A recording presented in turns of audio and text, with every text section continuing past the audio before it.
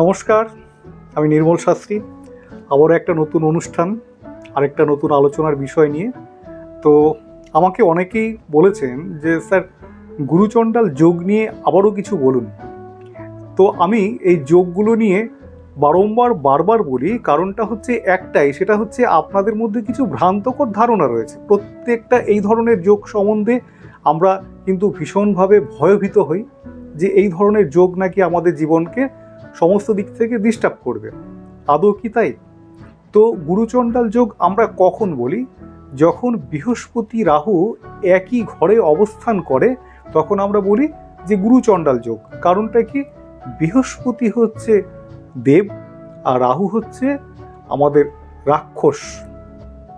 তো এই যে দেব আর রাক্ষসের সবসময় কিন্তু একটা সংঘাত কিন্তু চলে। তো এই সংঘাতটা চলার জন্য তখন কি হয়, এই গুরুচণ্ডাল যোগটা কিন্তু সৃষ্টি হয়। তো এই গুরুচণ্ডাল যোগ তার মানে রাহু বৃহস্পতি একত্রে থাকলে আমরা ধরে নিই যে গুরুচণ্ডাল যোগ কিন্তু এই ছকে রয়েছে। কিন্তু গুরুচণ্ডাল যোগ থাকলেও সেটা কি সক্রিয়ভাবে রয়েছে, সেটা দেখার উপায় কি? সেটা তখন আমাদের দেখতে হবে যে প্রত্যেকটা ঘরের মান হচ্ছে 30 ডিগ্রি। এইবার ধরে নেওয়া যাক বৃহস্পতি 6 ডিগ্রিতে রয়েছে, রাহু 22 ডিগ্রি বা কম বেশি একটা ডিগ্রিতে রয়েছে। একই ঘরে থাকলেও তাদের মধ্যে কিন্তু গ্রহগত একটা দূরত্ব রয়েছে, মানে ডিগ্রিগত একটা দূরত্ব কিন্তু রয়েছে। সেই ক্ষেত্রে কিন্তু গুরুচণ্ডাল যোগটা সক্রিয়ভাবে ভূমিকা নিতে পারবে না।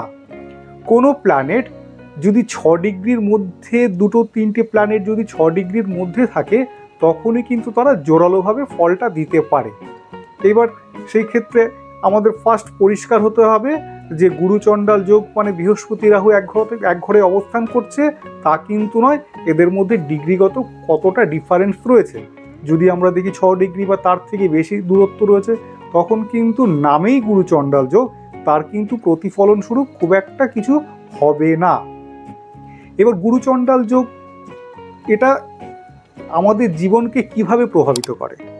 সেক্ষেত্রে বলতে গেলে যেহেতু দেব আর অসুরের সব সময় একটা সংঘাত লেগেই থাকে, এই দেব অসুরের সংঘাত লেগে থাকার জন্য যেই ঘরে এই গুরুচণ্ডাল যোগটা অবস্থান করবে সেই ঘরটাকে কিন্তু হ্যাম্পার করবে, সেই ঘরটাকে কিন্তু ডিস্টার্ব করবে।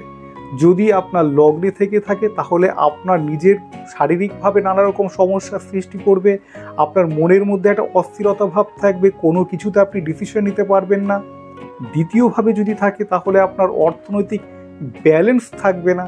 তৃতীয়ভাবে এইভাবে প্রত্যেকটা হাউসে কিন্তু এক এক প্রকারের কিন্তু এই গুরুচণ্ডাল যোগের একটা এফেক্ট থাকবে। এই গুরুচণ্ডাল যোগ মূলত কি সমস্যাটা হয়? গুরুচণ্ডাল যোগ থাকলে সাধারণত এখানে অনেকেই বলে যে গুরুচণ্ডাল যোগ মানে একটা খুব উগ্রতা, খুব ডেসপারেট, চট করে রেগে যাওয়ার একটা প্রবণতা। এটা কিন্তু সব ক্ষেত্রে নয়। কারণ এই উগ্রতা বা চঞ্চলতা, মানসিক স্থিরতার অভাব, চট করে রেগে যাওয়া এটা তখনই সম্ভব যদি গুরুচণ্ডাল যোগের সাথে কোনোভাবে চন্দ্রের একটা সংযোগ স্থাপন হয়। কারণটা হচ্ছে কি, চন্দ্র হচ্ছে আমাদের মনের কারক প্ল্যানেট, আমাদের মনকে পরিচালনা করায়, আমাদেরকে হাসায়, আমাদেরকে কাঁদায়, আমাদেরকে ভালো রাখতে সাহায্য করে। তো এই মনের জায়গাটা অর্থাৎ চন্দ্র, গুরুচণ্ডাল যোগের সাথে চন্দ্রের কানেকশনটা যে কোনোভাবে হতে পারে বৃহস্পতি রাহু চন্দ্র অবস্থান করছে, বা হতে পারে আপনার রাহু চন্দ্রের নক্ষত্রে বা বৃহস্পতি চন্দ্রের নক্ষত্রে, বা সপ্তমে চন্দ্রের অবস্থান রয়েছে। চন্দ্রের কোনো না কোনোভাবে যদি কানেকশন এই গুরুচণ্ডাল দোষের ওপরে থাকে তখনই কিন্তু তার মধ্যে একটা চরম উগ্রতা, চরম একটা বিশৃঙ্খলা, তার মনের মধ্যে একটা অস্থিরতা, অল্পতেই রেগে যাওয়া, একটা খিটখিটে একটা বদ মেজাজ, সেই ভাবটা কিন্তু দেখা যায় তখনই যখন চন্দ্রের একটা সংযোগ স্থাপন হবে। এটা হলো তখন কিন্তু আমরা সেটাকে বলি পূর্ণ মাত্রায় গুরুচণ্ডাল যোগ। না হলে কিন্তু আমরা পূর্ণ মাত্রায় গুরুচণ্ডাল যোগ বলতে আমরা যেটা বুঝি সেটা কিন্তু নয়। গুরুচণ্ডাল মানে হচ্ছে চণ্ডালের প্রকার রাগ। তো এটা তখনই হবে চন্দ্রযুক্ত হলে। কিন্তু এই গুরুচণ্ডাল যোগ যদি আপনার সক্রিয়ভাবে থাকে অর্থাৎ 6 ডিগ্রির মধ্যে থাকে তখন কিন্তু তার কুফল আপনাকে পেতেই হবে। সেটা দেখতে হবে কোন ঘরে অবস্থান করছে, সেই ঘরটার মধ্যে কিন্তু একটা বিশৃঙ্খলা, সেই ঘরটার মধ্যে একটা অস্থিরতার জায়গা কিন্তু সৃষ্টি করবে। এই গুরুচণ্ডাল যোগ মূলত আমরা রাশিচক্রে জানি 6 house, 8 house, 12 house negative house, কিন্তু সব ক্ষেত্রে কিন্তু নেগেটিভ না, এগুলোর আবার কিন্তু অনেক ভূমিকাও কিন্তু রয়েছে। এই ভাবগুলো না হলেও কিন্তু আমাদের জীবনচক্র চলবে না। তো এই গুরুচণ্ডাল যোগের কয়েকটা সক্রিয়তার জায়গা সেটা আমি বলি। এটা হচ্ছে, যেমন যদি মিনের ঘরে বৃহস্পতি রাহু থাকে তখন কিন্তু এই গুরুচণ্ডাল যোগের খুব একটা প্রভাব কিন্তু থাকে না।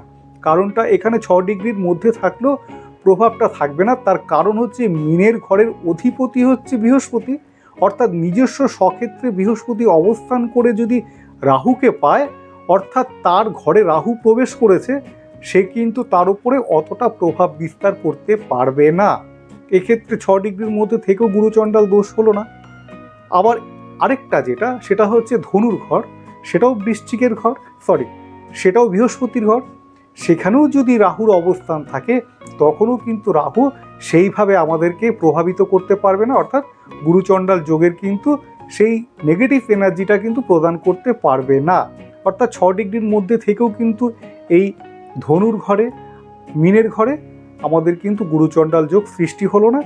দ্বিতীয়ত হচ্ছে, একই ঘরে থাকলেই যে গুরুচণ্ডাল যোগ হবে বৃহস্পতি রাহু সেটাও নয়, সেখানে ডিগ্রিগত ডিফারেন্স যদি অনেকটা থাকে সেক্ষেত্রে গুরুচণ্ডাল দোষের কিন্তু খুব একটা নেগেটিভ এফেক্ট হবে না। এইবার যদি এখানে আবার গুরুচণ্ডাল যোগ, আমি যেটা বললাম, গুরুচণ্ডাল যদি যোগ থেকে থাকে সেই ঘরটাকে অস্থির করবে, সেই ঘরটাকে নানা প্রকার ডিস্টার্ব করবে। কিন্তু এই গুরুচণ্ডাল যোগেরও কিন্তু আবার অনেকগুলো পজিটিভ দিক রয়েছে। খুব মজার তথ্য আপনাদের তুলে ধরছি, কারণ আমি বারবার বলি যে অ্যাস্ট্রোলজি সম্বন্ধে বা এই ধরনের যোগ সম্বন্ধে অনেকেই ভয়ভীত হয়। এর আগে আমি বারবার বলেছি, মাঙ্গলিক যোগ, কালসর্প যোগ, এই যোগ নানা রকম, যে ভয়ভীত হওয়ার কোনো কারণ নেই। কারণ এই যোগগুলো থাকা মানেই সে নেগেটিভ এফেক্ট, কুফল পাবে সেটা নয়, সেটা কী অবস্থায় আছে সেটা দেখতে হবে। আবার এই যে নানা প্রকার যোগ, এগুলোর কিন্তু আবার ভালো দিকও থাকে। ভালো দিক কীরকম থাকে সেটা হচ্ছে, ধরে নেওয়া যাক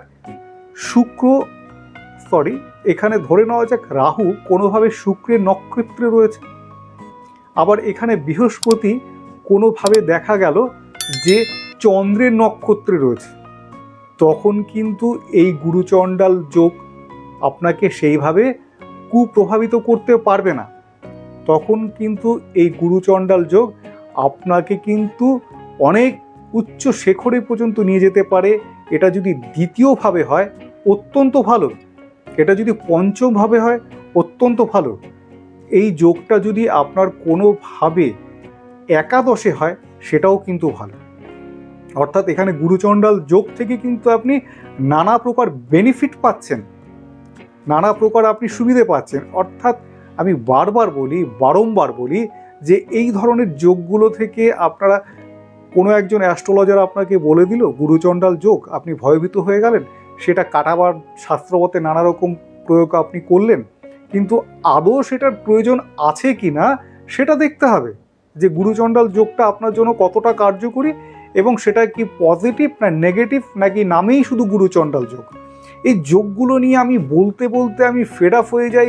বারবার বলি যে এই যে যোগগুলোকে নিয়ে শুধু এইভাবে বিচার করলে হবে না, এর মধ্যে কিন্তু সূক্ষ্মতর বিচার বিশ্লেষণ, ডিগ্রিগত বিচার বিশ্লেষণ, নক্ষত্রগত বিচার বিশ্লেষণ, কোন ঘরে অবস্থান করছে তার বিচার বিশ্লেষণ, এখানে কোন কোন ঘরকে দৃষ্টি দিচ্ছে, কি প্রকারের দৃষ্টি দিচ্ছে, এই সমস্ত জায়গাগুলোকে দেখে বুঝে নিয়ে তখনই কিন্তু আমরা একটা ফাইনাল সিদ্ধান্তে আসতে পারি যে এই গুরুচণ্ডাল যোগের প্রভাব কতটা বা কী প্রকার, বা এই যোগে কতটা আপনাকে সুফল দেবে নাকি কুফল দেবে।